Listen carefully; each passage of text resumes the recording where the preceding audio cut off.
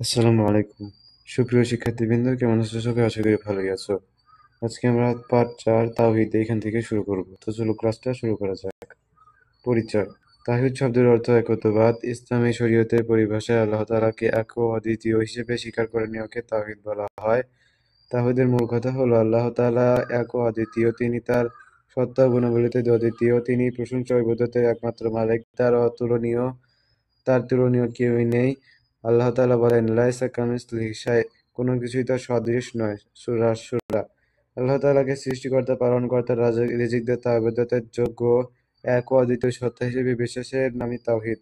তাওহীদের গুরুত্ব। ঈমানের সর্বপ্রথম ও সর্বপ্রধান বিষয় হলো তাওহীদ, অর্থাৎ মুমিন বা মুসলিম হতে হলে একজন মানুষকে সর্বপ্রথম আল্লাহ তাআলার একত্ববাদে বিশ্বাস করতে হবে। তাওহীদের বিশ্বাস ব্যতীত কোনো ব্যক্তি ঈমান বা ইসলামে প্রবেশ করতে পারে না। ইসলামের সকল বিষয়, সকল শিক্ষা বা আদর্শই তাওহীদের উপর প্রতিষ্ঠিত। দুনিয়াতে যত নবী রাসূল এসেছেন সকলেই তাওহীদের দাওয়াত দিয়েছেন। সকলের দাওয়াতের মূল কথা ছিল লা ইলাহা ইল্লাল্লাহ, বা আল্লাহ ব্যতীত কোনো ইলাহ নেই। তাওহীদের শিক্ষা প্রতিষ্ঠানের জন্য নবী রাসূলগণ আজীবন সংগ্রাম করেছেন। হযরত ইব্রাহিম আলাইহিস সালাম অগ্নিকুণ্ডে নিক্ষিপ্ত হয়েছেন। আমাদের প্রিয় নবী সাল্লাল্লাহু আলাইহি ওয়াসাল্লাম মক্কা থেকে মদিনায় হিজরত করেছেন। বস্তুত তাওহীদই হলো ঈমানের মূল। ইসলামের গুরুত্ব অপরিসীম। তাওহীদের প্রভাব। তাওহীদ হলো আল্লাহ তাআলার একত্ববাদে বিশ্বাস। মানব জীবনে বিশ্বাসের প্রভাব অত্যন্ত ব্যাপক। তাওহীদের বিশ্বাস মানুষকে কৃতজ্ঞতা প্রকাশের সুযোগ করে দেয়। কেননা আল্লাহ তাআলাই আমাদের একমাত্র সৃষ্টিকর্তা, পালনকর্তা। তাওহীদ বিশ্বাসের মাধ্যমে মানুষের সত্যকে স্বীকার করে নেয়। মানুষের দ্বারা আল্লাহ তাআলার কৃতজ্ঞতা আদায় করে। তাওহীদে বিশ্বাস মানুষকে আত্মসচেতন ও আত্মমর্যাদাবান করে। মানুষ আল্লাহ তাআলা ব্যতীত অন্য কারো নিকট মাথা নত করে না।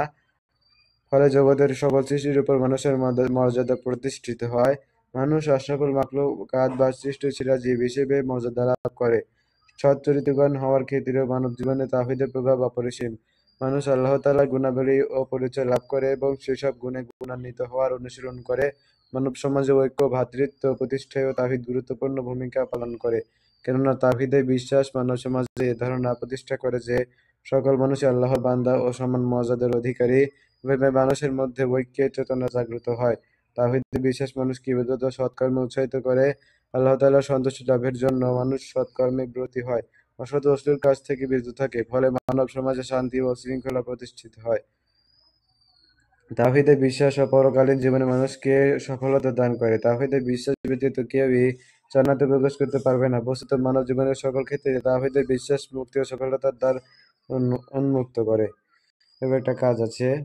শিক্ষার্থীরা তাওহীদের পরিচয়, গুরুত্ব ও প্রভাব সম্পর্কে নিজের অর্জিত ধারণা শিক্ষকের নিকট মৌখিকভাবে উপস্থাপন করবে। শিক্ষক তা মূল্যায়ন করবেন। তো আমরা চলো মৌখিকভাবে কি কি বলা যেতে পারে সেগুলো দেখে নিই। তাওহীদের পরিচয়। তাওহীদ শব্দের অর্থ একত্ববাদ।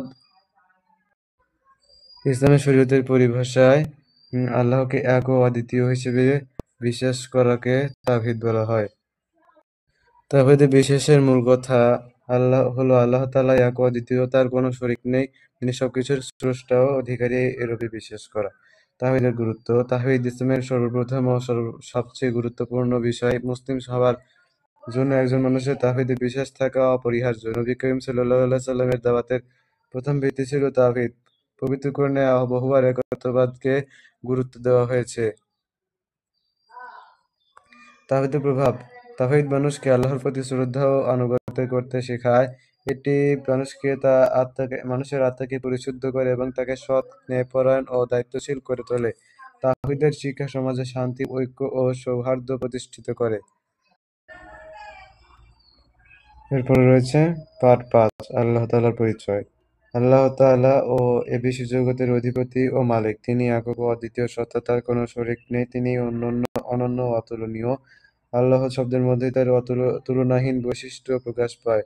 আল্লাহ আরবি শব্দ। পৃথিবীর কোনো ভাষাতে এ শব্দে কোনো প্রতিশব্দ নেই। এর কোনো একবচন বহুবচন নেই। এ শব্দের কোনো স্ত্রীলিঙ্গ বা পুংলিঙ্গ নেই।